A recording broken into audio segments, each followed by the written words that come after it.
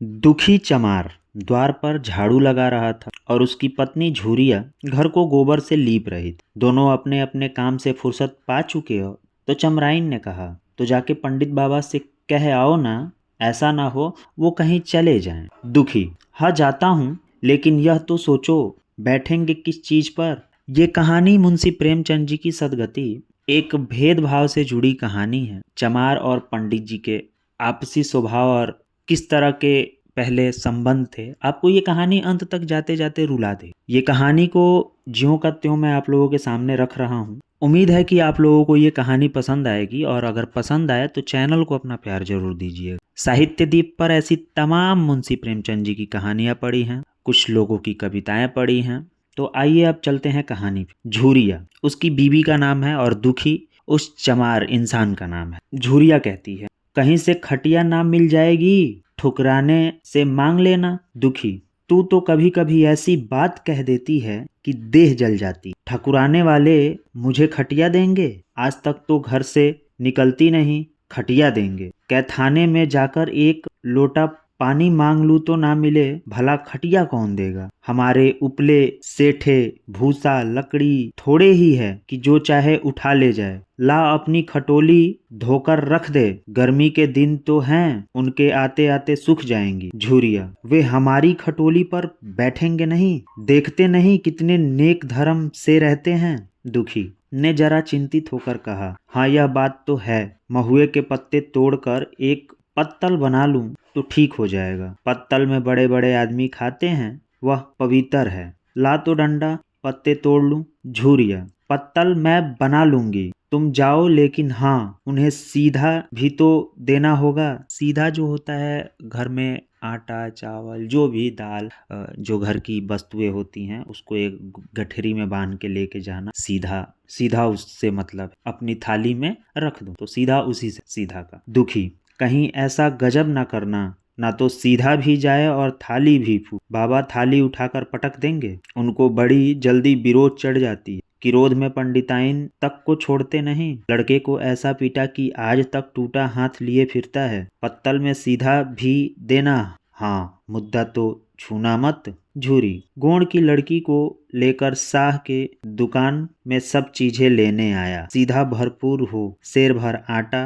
आधा सेर चावल, पाव भर दाल, आधा पाव घी, नौन, हल्दी और पत्तल में एक किनारे 4 आने पैसे रख देना। ये होता है पूरा आइटम जो सीधा होता है उसमें रखने वाली चीज। गोड़ की लड़की ना मिले तो भुर्जिन के हाथ पैर जोड़कर ले आना, तो कुछ मत छू, नहीं गजब हो जाएगा। इन बातों की तगादी करके दुखी ने लकड़ी उठाई और घास का एक बड़ा सा गट्ठा लेकर पंडित जी से अर्ज करने चला। खाली हाथ बाबा जी की सेवा में कैसे जाता? नजराने के लिए उसके पास घास के सिवाय और क्या था? उसे खाली देखकर तो बाबा दूर से ही धुतकारते। पंडित धासीराम ईश्वर के परम, नींद खुलते ही ईर्षोपासन में लग जाते। मुंह हाथ धोते 8 बजते तक असली पूजा शुरू होती, जिसका पहला भाग भंग की तैयारी थी। उसके बाद आधे घंटे तक चंदन रगड़ते, फिर आईने के सामने एक तिनके के माथे पर तिलक लगाते। चंदन की 2 रेखाओं के बीच में लाल रोरी की बिंदी होती थी। फिर छाती पर बाहों पर चंदन की गोल गोल मुद्रिकाएं बनाते। फिर ठाकुर जी की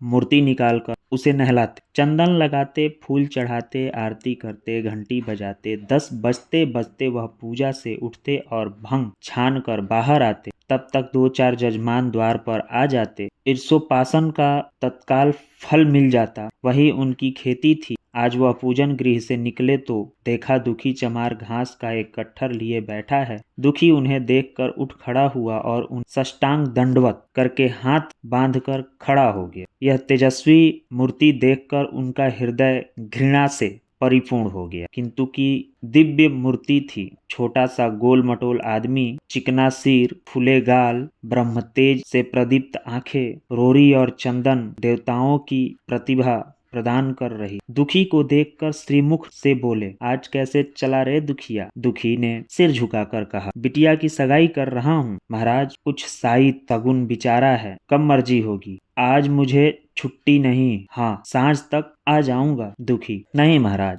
जल्दी मर्जी हो जाए, सब सामान ठीक कर आया हूँ। यह घास कहाँ रख दूं? घासी इस गाय के सामने डाल दे और जरा झाड़ू लेकर द्वार को साफ कर। यह बैठक भी कई दिनों से लिपी नहीं गई, उसे भी गोबर से लीप दे। तब तक मैं भोजन कर लूं, फिर जरा आराम करके चलूंगा। हाँ, यह लकड़ी भी चीर देना। खलिहान में 4 खांची भूसा पड़ा है, उसे भी उठा लाना और भूसेल में रख देना। दुखी फौरन हुक्म को तालीम करने लगा। द्वार पर झाड़ू लगाई, बैठक को गोबर से लीपा।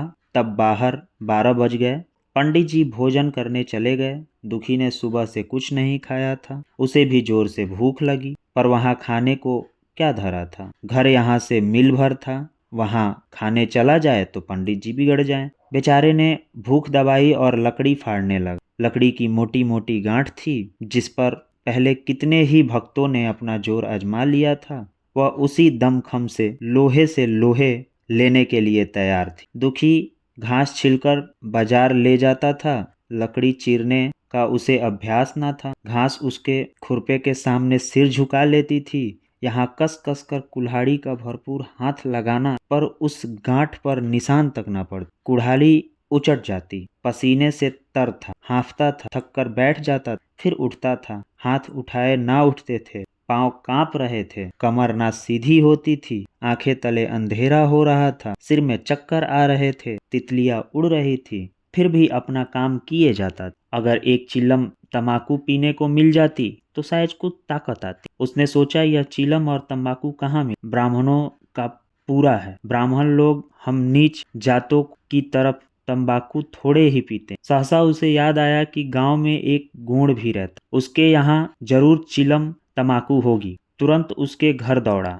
खैर मेहनत सफल हुई, उसने तंबाकू भी दी और चिलम भी, पर आग वहां ना थी। दुखी ने कहा, आग की चिंता ना करो भाई, मैं जाता हूँ, पंडित जी के घर से आग मांग लूंगा, वहां तो अभी रसोई बन रही थी। यह कहते हुए वह दोनों चीज लेकर चला आया और पंडित जी के घर में बठोरे के द्वार पर खड़ा होकर बोला, मालिक, रच के आग मिल जाए, चीलम पी ले। पंडित जी भोजन कर रहे थे। पंडिताइन ने पूछा, यह कौन आदमी आग मांग रहा है? पंडित, अरे वही ससुरा दुखिया चमार, कहाँ है? थोड़ी सी लकड़ी चीर दे, आग तो है, दे दो। पंडिताइन ने भावे चढ़ाकर, तुम्हें तो जैसे पोथी पत्रों के फेर में धर्म करम किसी बात की सुधि ही ना रही। चमार हो, धोबी हो, पासी हो, मुंह उठाए घर में चले आए। हिंदू का घर ना हुआ कोई सराय हुआ, कह दो दढ़ीजार से चला जाए, नहीं तो इस लठुए से मुंह झुलसा दूंगी। आग मांगने चले हैं। पंडित जी ने उन्हें समझाकर कहा, भीतर आ गया तो क्या हुआ? तुम्हारी कोई चीज तो नहीं छुआ, धरती पवित्र है, जरा सी आग दे दो, क्यों नहीं दे? काम तो हमारा ही कर रहा है, कोई लोनिया या लकड़ी फाड़ता तो कम से कम 4 आने देता।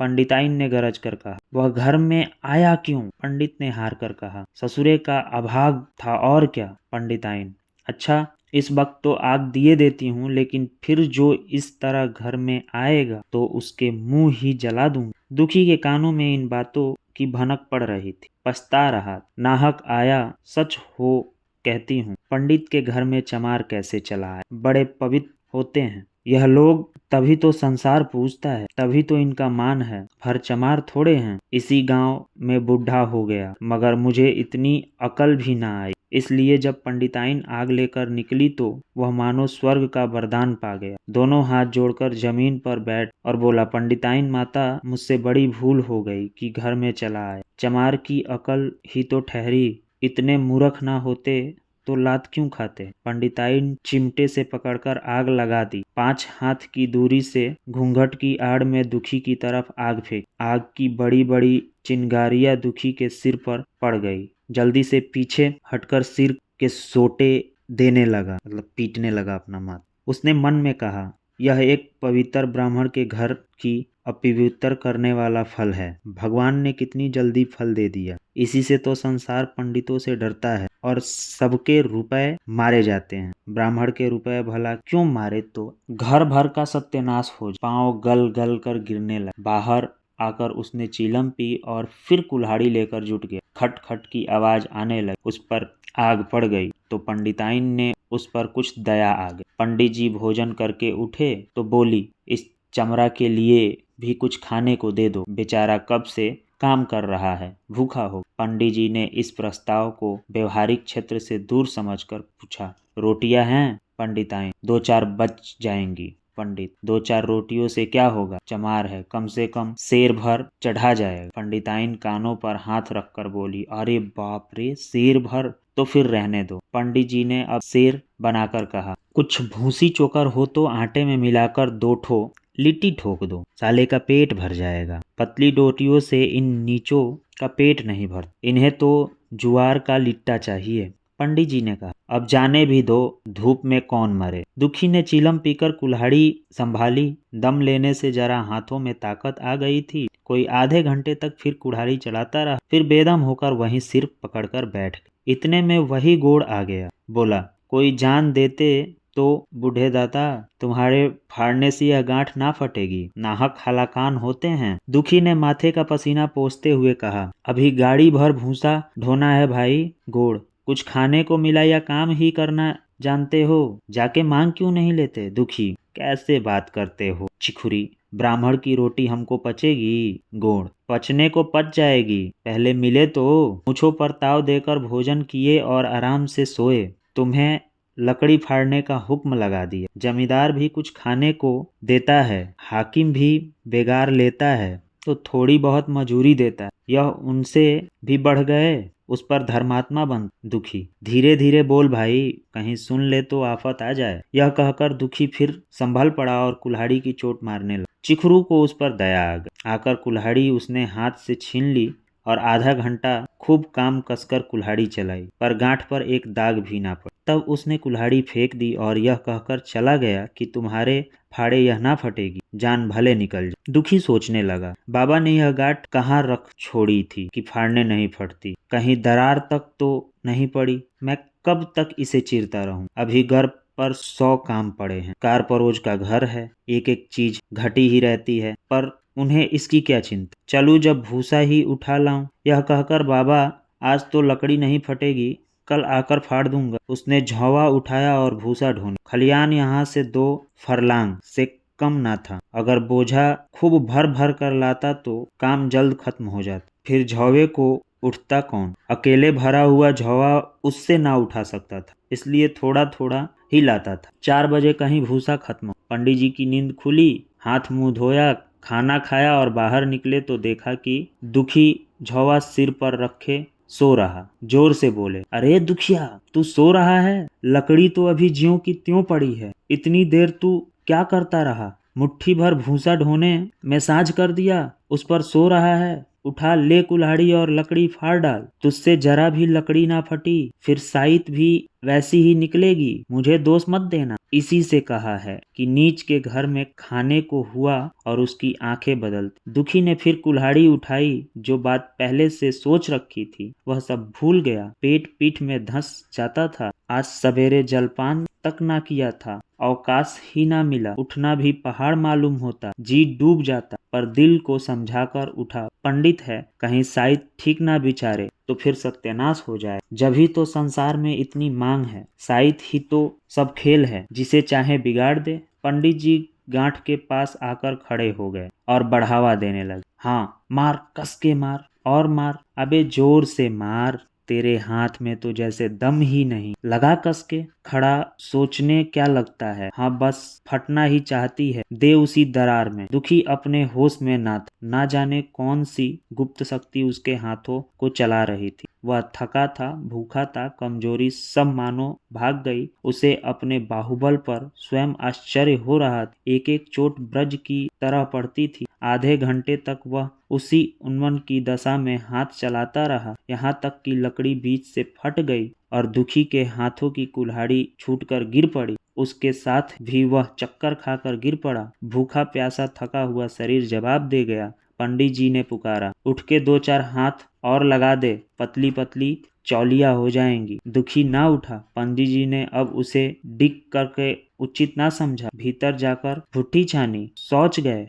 स्नान किए और पंडिताइन बना पहनाकर बाहर निकले। दुखी अभी तक वहीं पड़ा हुआ जोर से पुकारा, अरे क्यों पड़े ही रहेगा दुखी, चलो तुम्हारे ही घर चल रहा हूँ। सब सामान ठीक ठीक है ना? दुखी फिर भी ना उठा। अब पंडित जी को भी शंका हुई। पास जाकर देखे तो दुखी अकड़ा पड़ा हुआ था। बदहवास होकर भागे और पंडिताइन को बोले। दुखिया तो जैसे मर गया। पंडिताइन हकबकाकर बोली, वह तो अभी लकड़ी चीर रहा था ना? पंडित, हाँ, लकड़ी चीरते चीरते मर गया। अब क्या होगा? पंडिताइन ने शांत होकर कहा। होगा क्या? चमरानों में कहावा भेज दो, मुर्दा उठा ले जाएं। एक क्षण में गांव भर में खबर हो गई। पूरे में ब्राह्मण की ही बस्ती थी। केवल एक घर गोंड था। लोगों ने इधर का रास्ता छोड़ दिया। कुएं का रास्ता उधर ही से था। पानी कैसे भरा जाए? चमार की लाश के पास से होकर पानी भरने कौन जाएगा? एक बुढ़िया ने पंडित जी से कहा, अब मुर्दा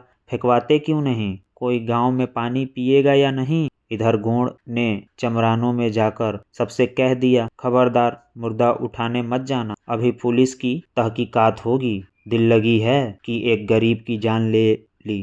पंडित जी होंगे तो अपने घर के होंगे, लाश उठाओगे तो तुम पर ही पड़ जाएगा। इसके बाद भी पंडित जी पहुंचे, पर चमरानों ने कोई आदमी लाश उठाने लाने को तैयार ना हुआ। हाँ, दुखी की स्त्री और कन्या दोनों हाय हाय करती हुई वहां चली और पंडित जी के द्वार पर आकर सिर पीट पीट कर रोने लगे। उनके साथ 10-5 और चमराने भी थे। कोई रोती थी, कोई समझाती थी, पर चमार एक भी न था। पंडित जी ने चमारों को बहुत धमकाया, समझाया, मिन्नत की और चमारों के दिल पर पुलिस का रौब छाया हुआ था। एक भी ना मिनका। आखिर निराश होकर लौट आए। आधी रात तक रोना पीटना जारी रहा। देवताओं का सोना मुश्किल हो गया, पर लाश उठाने कोई चमार ना आया। और ब्राह्मण चमार की लाश कैसे उठा? भला ऐसे किसी शास्त्र पुराण में लिखा है? कहीं कोई देख ले।